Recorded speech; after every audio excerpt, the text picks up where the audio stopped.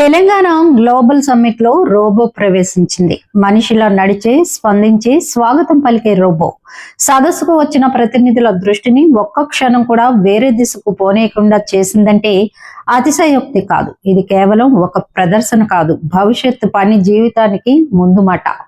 తెలంగాణలో జరిగిన ఈ సమ్మిట్ ప్రపంచం నలుమూలల నుంచి వచ్చిన 44 దేశాల ప్రాతినిధ్యాన్ని ఆహ్వానించింది.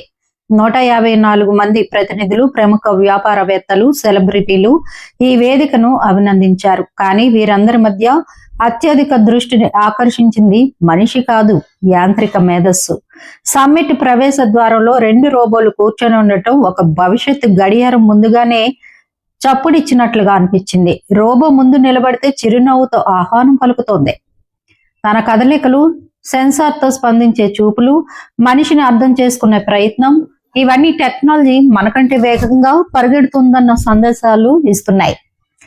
ఈ రోబో ప్రత్యేకత ఏంటంటే ఇది కేవలం చూసేందుకు మాత్రమే కాదు, మనిషి వంటి కూర్చోవడం, చేతులు కదిలించడం, స్వాగతం చెప్పడం లాంటి పనులను సహజంగా చేస్తుంది. యాక్ట్రోయిడ్ భాగస్వామ్యంతో తయారైన ఈ రోబో ప్రపంచవ్యాప్తంగా రీసెర్చ్ సెంటర్లు, ఎడ్యుకేషన్ ఫెసిలిటీల్లో ఉపయోగించే హ్యూమనాయిడ్ మోడల్ కు దగ్గరగా ఉంది.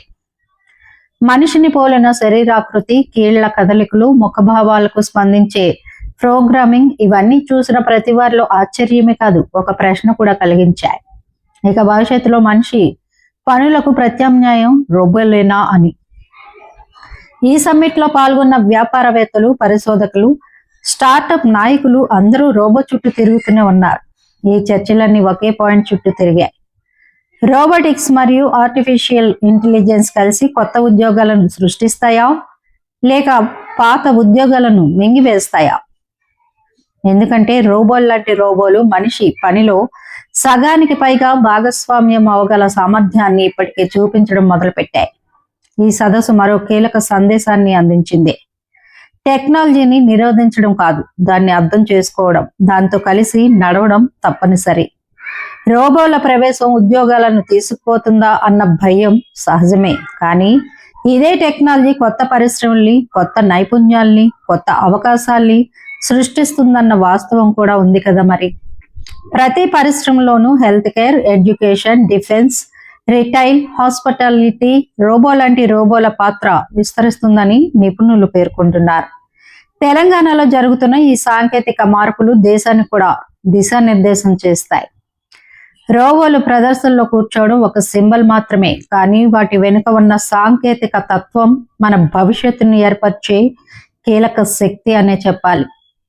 ఇక ప్రశ్న ఏంటంటే, మనిషి యంత్రం సహకారం భవిష్యత్తు సమాజానికి ఎంత ఉపయోగపడుతుంది? రోబోలను మనం నియంత్రిస్తామా, లేక రోబోలు మన మీద ప్రభావం చూపే రోజులు దగ్గరలోనే ఉన్నాయా? ఈ రోబో కథ మనకు చెబుతుంది ఒకటి, భవిష్యత్తును ఆపడం మన చేతిలో లేదు, కానీ దాన్ని అర్థం చేసుకొని దాన్ని మన ప్రయోజనానికి మలుచుకోవడం మాత్రం మన చేతుల్లోనే ఉంది. రోబోలు వచ్చేసాయి, ఇప్పుడు మనం ఎక్కడ నిలబడతామన్నది, మనం ఎంత వేగంగా నేర్చుకుంటామన్నది నిర్ణయిస్తుంది.